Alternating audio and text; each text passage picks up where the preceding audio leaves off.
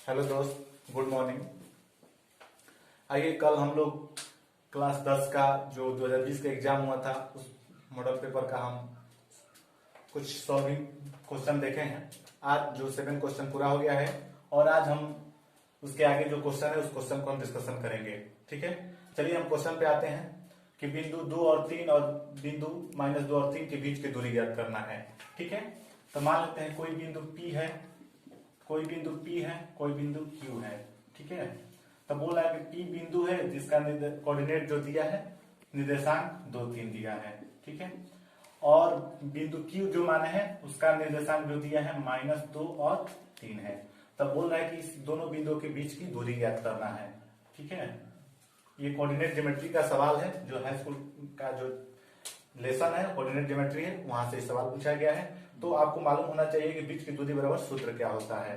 तो आपका बीच की दूरी बराबर सूत्र क्या होता है? पी क्यू की बीच की दूरी, पी क्यू की बीच की दूरी, पी क्यू की बीच की दूरी, बीच की दूरी बराबर सूत्र होता है, ये होता है x1, ये होता है y1, ये होता है x2, ये होता है y2। तो आपको यहां से फॉर्मूला मिलता है क्या कि x2 माइनस x1 का whole square plus y2 minus y1 का होल स्क्वायर। इसी फार्मूला है, इसी फार्मूला को हम मान रख देंगे, बना देंगे, तो हमारा उत्तर निकल के चला आएगा। चलिए हम मान रखते हैं, अंडर रूट है, अंडर रूट करते हैं। x2 का मान क्या है? -2 है। फिर क्या है? और x1 का मान क्या है? 2 है। चलिए इसका स्क्वायर कर देंगे, प्लस हो गया। y2 का मान क्या है? 3 है और y1 का मान है 3 है। चलिए y2 का मान 3 है और y1 का मान भी 3 है, इसका स्क्वायर कर दिए। चलिए ठीक है, तो अब इसका कैलकुलेशन करना है, कैलकुलेशन कर लेते हैं। माइनस का 2 है, माइनस का 2 है, तो जोड़ेंगे तो क्या हो जाएगा? माइनस का 4 होल स्क्वायर, प्लस का चिन्ह है, प्लस दे देंगे। -3 है और 3 में से -3 जाएगा तो कितना बचेगा? 0, 0 का स्क्वायर करेंगे 0 ही होगा, इसको हम छोड़ देंगे। ठीक है, चलिए हम लिख भी लेते हैं ताकि कोई गलती ना हो, समझ में भी आ जाए। चलिए आगे बढ़ते हैं। 4 का स्क्वायर करेंगे तो क्या होगा? 4 का 16 हो जाएगा, और प्लस का स्क्वायर, प्लस में प्लस का अगर गुणा करते हैं, माइनस में माइनस गुणा करते हैं तो उसका जो साइन होता है प्लस हो जाता है, यानी 16 हो जाएगा। 0 में 0 से 0 के दर करेंगे तो 0 ही होगा ऑलरेडी, और किसी भी संख्या में 0 जोड़ेंगे तो ऑलरेडी वही संख्या हो जाती है। ठीक है, 16 हो गया, 16 हो गया। तो 16 का वर्गमूल कितना होता है? इसको तोड़ देंगे, 4 × 4 वर्गमूल क्या होता है? इसका वर्गमूल आपको हो जाएगा, बराबर हो जाएगा आपको 4। ये 4 क्या होगा? इकाई हो गया। तो पूछ रहा है कि दो बिंदु है, जो बिंदु P बिंदु 2 3 है और Q बिंदु -2 है और 3 है, उनके बीच की दूरी होगी 4 इकाई होगी, जो आपका उत्तर C होगा, बिल्कुल सही होगा। चलिए अगला क्वेश्चन देखते हैं। अगला क्वेश्चन क्या है? आइए अगला क्वेश्चन देखते हैं। ध्यान से सिर्फ देखना है और हमारे साथ बने रहिए। हम आप लोग को फिर 9th का जो चैप्टर है 9th से हम चालू करेंगे, और 10th का भी बुक चालू होगा, जो एनसीईआरटी का बुक होगा, 9th का भी 10th का भी, उसको भी हम चालू करेंगे। और बने रहिएगा साथ में हमारे साथ। और आपका जो भी बुक का सॉल्यूशन होगा एनसीईआरटी का, टोटल एनसीईआरटी थ्योरी बताया जाएगा और आपका क्वेश्चन भी बताया जाएगा, पूरा कंप्लीट कराया जाएगा। डरने की बात नहीं है और कहीं जाने की भी बात नहीं है। चलिए अगला क्वेश्चन आपको दिया है, आपका क्वेश्चन इस बार पूछा गया है। उस क्वेश्चन को हम देख लेते हैं, क्या क्वेश्चन है। ये माध्य से क्वेश्चन आया हुआ है, आइए देख लेते हैं। क्वेश्चन नंबर 9, क्योंकि इसके पहले 7 क्वेश्चन हो चुका है। जो आप अगर उस वीडियो को नहीं देखे हैं तो आप फेसबुक पे चले जाइएगा, फेसबुक पे राहुल इंग्लिश क्लासेस के नाम से आप फेसबुक पे जो अकाउंट है ढूंढ लीजिएगा, वहां से आप उस वीडियो को देख सकते हैं। वहां पे इंग्लिश का भी वीडियो डाला गया है, जो कि आपको नाउन के बारे में बताया गया है, और उसको भी आप देख लेंगे। साथ में इंग्लिश का भी क्लास है, उसको भी आप देखकर उसका लाभ उठा लेंगे। और आप वीडियो को ज्यादा से ज्यादा शेयर भी कीजिएगा ताकि एक दूसरे के पास पहुंच सके। ठीक है, आइए हम क्वेश्चन पे आते हैं। यदि क्वेश्चन दिया है, यदि 3 4 5 17 तथा x का माध्य जो है 6 है, ठीक है, माध्य जो है 6 है, तो क्वेश्चन पूछा है कि x का मान क्या होगा, x का मान क्या होगा। ठीक है, यही क्वेश्चन है। आपका ऑप्शन में भी दिया है, ऑप्शन भी दिया है 1, ऑप्शन बी में दिया आपका 2, ऑप्शन सी में दिया है आपका 4, ऑप्शन डी में आपका दिया है 3। चलिए ठीक है, अब आते हैं क्वेश्चन को देखते हैं कैसे इसको सॉल्व करेंगे। देखिए माध्य बराबर फार्मूला होता है। देखिए क्वेश्चन जो भी सॉल्व करना है इसमें सबसे ज्यादा फार्मूला का ही खेल है। अगर आपको फार्मूला आता है, आपका कंसेप्ट क्लियर है, तो आप किसी भी क्वेश्चन को हल कर सकते हैं। ठीक है, तो आते हैं माध्य बराबर सूत्र क्या होता है। माध्य बराबर सूत्र होता है, माध्य बराबर सूत्र होता है कुल प्रेक्षणों का योगफल बटा कुल प्रेक्षणों की संख्या। माध्य बराबर सूत्र होता है कुल प्रेक्षणों का योगफल बटा कुल प्रेक्षणों की संख्या। ठीक है, तो कुल प्रेक्षणों की संख्या क्या है आपका, कुल प्रेक्षणों की कुल प्रेक्षण है उसका योगफल क्या है, 3 है, 4 है, 5 है और 17 है और प्लस x है। टोटल इसका नंबर कितना है, 1 2 3 4 5, टोटल कितना नंबर है, 5 है। ठीक है, लेकिन आपका माध्य बराबर 6 दिया हुआ है, 6 आपको दिया हुआ है, 6 लिख लेंगे। इसको जोड़ेंगे 4 3 7 7 5 12 12 7 29 प्लस x हो जाएगा, कितना हो जाएगा 29 प्लस x हो जाएगा अपॉन 5 हो गया। अब इसको हम सॉल्व करेंगे, यहाँ एक छिपा हुआ होता है। ठीक है, देखिए 1 में इसे गुणा करेंगे, क्रॉस मल्टीप्लिकेशन का गुणा करेंगे, तीसरा तीसरी गुणा, इसको ऐसा करेंगे तो क्या हो जाएगा 30 हो जाएगा। इसको देख लेते हैं जोड़ सही है कि नहीं, 4 3 7 हो गया, 7 5 12 12 7 29 29 हो गया और x है। ठीक है, 29 हो गया। ठीक है, चलिए अब 29 हो जाएगा, ये प्लस हो जाएगा x। अब क्या करते हैं, इधर 30 है इधर 29 है, एक जाति के एक तरफ कर लेते हैं, इसलिए x बराबर क्या हो जाएगा 30 माइनस 29 इक्वल टू x, यानी x का मान जो है 1 आ गया। ठीक है, x का मान 1 आ गया, जो आपका उत्तर 1 सही होगा। आप इसको जांच भी कर सकते हैं। हमने आपको क्या बताया है कि कुल प्रेक्षणों का योगफल और कुल बट्टा कुल प्रेक्षणों की संख्या। आप x पे जगह अगर हम 1 रखते हैं तो जोड़ेंगे तो कितना हो जाएगा 30 हो जाएगा, 30 में 5 से डिवाइड करेंगे 6 आ जाएगा आपका, यानी आपका एक उत्तर बिल्कुल सही है।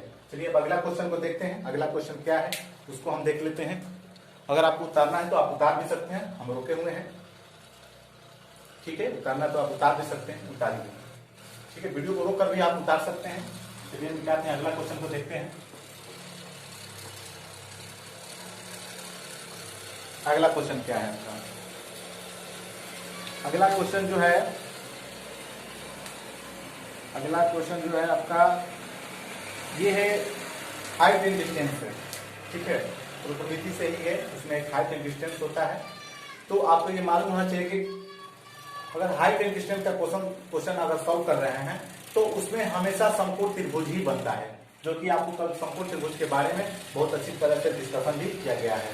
ठीक है, तो आइए, कोई भी हाइट एंड डिस्टेंस का क्वेश्चन है उसमें समकोण त्रिभुज का बनना एकदम निश्चित है, उसमें समकोण त्रिभुज बनेगा। और पाइथागोरस का थ्योरम का भी प्रयोग किया जाता है। और आपको मान भी मालूम होना चाहिए, जितना भी मान होता है साइन का, 37 45 60 90, इसका मान आपको एकदम याद होना चाहिए, तभी जाके क्वेश्चन को आप सॉल्व कर सकते हैं।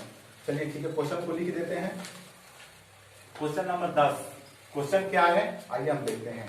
12 मीटर ऊंचे खंभे की जमीन पर पड़ी रही छाया की लंबाई 4 रूट मीटर है। चलिए क्वेश्चन लिख देते हैं। 12 मीटर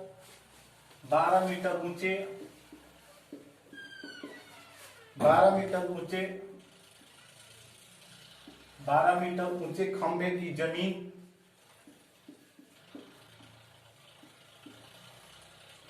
जमीन पर पड़ी छाया, जमीन पर पड़ रही छाया जो है ये है 4 किलोमीटर। ठीक है, छाया की लंबाई है, यहाँ पे छाया की लंबाई जो है आपका 4 किलोमीटर है, 3 मीटर है। ठीक है, तो क्वेश्चन पूछ रहा है कि सूर्य का उन्नयन कोण ज्ञात करना है। सूर्य का उन्नयन कोण ज्ञात करना है। सूर्य का उन्नयन कोण ज्ञात करें। ठीक है, तो आप देखते हैं कि 12 मीटर ऊंचे खंभा है, 12 मीटर ऊंचा खंभा है जो जमीन से 12 मीटर ऊंचा खड़ा है। उसकी छाया की जो लंबाई है 4 रूट 3 है। इसकी छाया की जो लंबाई है 4√3 है। तो पूछ रहे हैं सूर्य का उन्नयन कोण ज्ञात करना है। ठीक है, आप मान लेते हैं ये जमीन है, ठीक है, ये जमीन है और एक खंभा है, जमीन पर एक खंभा है, एक खंभा है जिस, ठीक है। आपके सामने जो क्वेश्चन लिखा हुआ है इसको देखिए। 12 मीटर ऊंचे खंभे की जमीन पर पड़ रही छाया की लंबाई 4√3 मीटर है। तो सूर्य का उन्नयन कोण ज्ञात करना है। चलिए ठीक है, तो ये जमीन है और इस पे 12 मीटर जो है एक खंभा, इस जमीन पर 12 मीटर का एक खंभा है और जो कि छाया जो बन रहा है, जमीन पर ही छाया बनेगा तो छाया की जो लंबाई है 4√3 मीटर है। तो क्वेश्चन पूछ रहा है कि सूर्य जो है, सूर्य के ऊपर होता है, तो सूर्य का उन्नयन कोण क्या होगा, यानी इसको मिला देंगे, यही जो कोण होए इसी को पूछ रहा है। तो माना कि ABC एक त्रिभुज है, ABC त्रिभुज है जिसमें बी क्या है 90 डिग्री है, बी क्या है 90 डिग्री है। तो 12 मीटर हो गया, ये 4√3 मीटर हो गया, छाया हो, छाया की लंबाई हो गया, ये खंभा की लंबाई है। ठीक है, तो बोले सूर्य का उन्नयन कोण ज्ञात करना है। तो लंब बटा आधार, लंब बटा आधार इसमें आता है, tan में भी आता है और tan में भी आता है और cot में भी आता है। तो हम tan लेकर भी बना सकते हैं और cot लेकर भी बना सकते हैं। तो चलिए हम tan लेकर ही बनाते हैं। तो क्या करते हैं, ABC एक त्रिभुज है, माना कि ABC एक त्रिभुज है जिसमें कोण B क्या है 90 डिग्री है। ठीक है, कोण B बराबर 90 डिग्री है तथा सूर्य का उन्नयन कोण जो है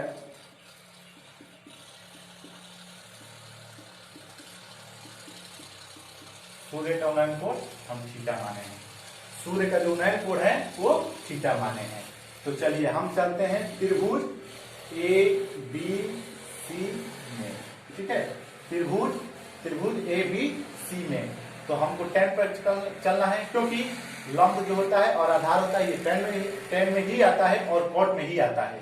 तो हम tan लेकर भी चलेंगे तो आ जाएगा आंसर और cot लेकर भी चलेंगे तो आंसर आ जाएगा।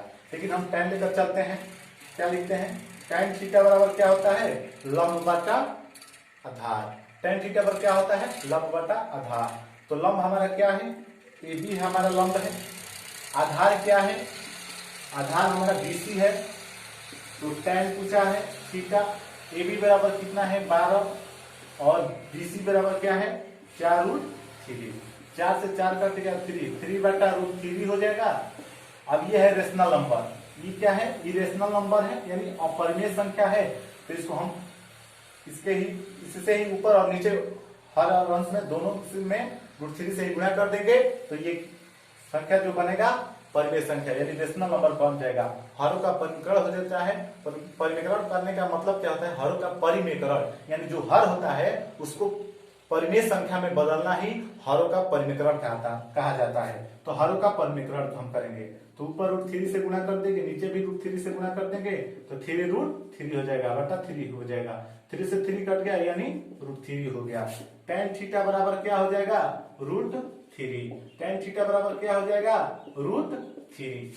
अब हम √3 कितना का मान होता है tan 60 डिग्री का, √3 कितना का मान होता है tan 60 डिग्री का √3 का मान होता है।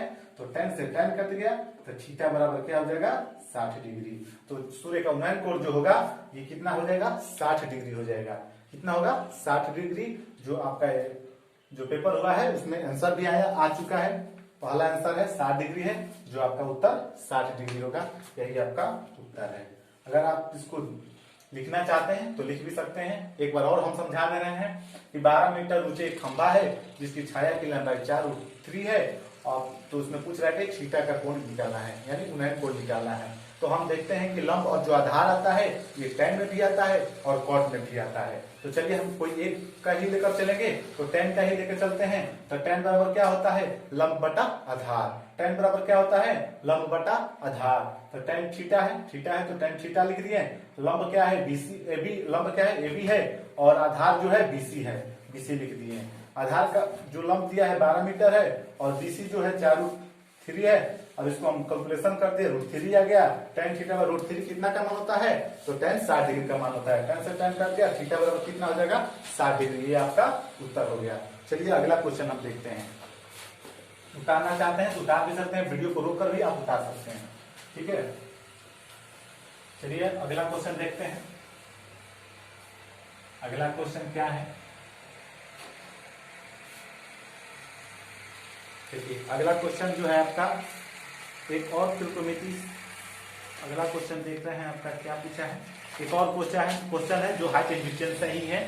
इसमें भी क्वेश्चन पूछा है हाइट एंड डिस्टेंस से ही है। क्वेश्चन को लिख दे रहे हैं, चलिए क्वेश्चन को लिख भी दे रहे हैं। ये 11 नंबर क्वेश्चन हो गया, ठीक है। ये 11 नंबर क्वेश्चन हो गया, ठीक है। 11 नंबर ये क्वेश्चन हो गया। अब 11 नंबर क्वेश्चन जो है, 11 नंबर जो क्वेश्चन है उसको हम देखते हैं। 11 नंबर जो क्वेश्चन क्या है, आइए हम देखते हैं। ये भी जो क्वेश्चन है